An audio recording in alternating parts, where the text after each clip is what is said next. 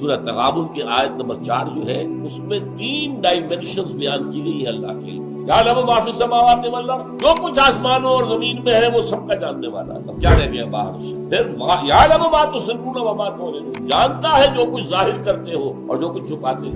یہ second dimension. Third dimension کیا؟ واللہ علیم بذات الصدور، اللہ تو سینوں کے اندر جو شے مخفی ہے اس کو بھی جانتا ہے۔ اس پر میں پہلے شروع میں نہیں بات سمجھ میں آئی تھی، غور کرتا رہا، پھر اچانک اللہ تعالیٰ نے روشنی دی۔ ان دونوں میں فرق کیا؟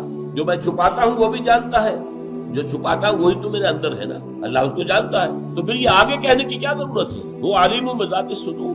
اس کو اگر آپ نے جدید سائیکالوجی پڑھی ہو تو سمجھ میں آ جائے گا۔ ہمارے علم کے 3 جو ہے لیولز ہیں، کانشیس مائنڈ ہمارا شعوری جو سطح ہے، پھر ہے سب کانشیس مائنڈ، اور ایک ہے انکانشیس مائنڈ۔ بسا اوقات آپ کو خود معلوم نہیں ہوتا کہ آپ کی نیت کیا ہے۔ انسان اپنی نیت پر خود متنبہ نہیں ہوتا، وہ خود یہ سمجھ رہا ہوتا کہ یہ کام میں اچھائی کے لیے کر رہا ہوں، حالانکہ اس کی نیت خراب ہے۔ اللہ وہ بھی جانتا، جس چیز کو انسان جان بوجھ کر چھپا رہا وہ تو وہ جانتا ہے نا، جان بوجھ کر چھپا رہا ہے تو اس کا مطلب وہ چیز اس کے علم میں ہے اور اسے چھپا رہا ہے۔ علیم بذات الصدور میں تیسری ڈائمنشن جو تمہارے علم میں بھی نہیں ہے، جو تمہارے لاشعور کے اندر جو طوفان اٹھ رہے ہیں، جو نفس امارہ کی طرف سے طرح طرح کی جو ہے تمہارے لیے ٹیمپٹیشن آ رہی ہے، اللہ کے علم میں ہے، تمہیں ابھی ان کا شعور بھی نہیں ہے۔ تو یہاں فرمایا وَلَيَعْلَمَنَّ اللَّهُ الَّذِينَ صَدَقُوا وَلَيَعْلَمَنَّ الْكَاذِبِينَ۔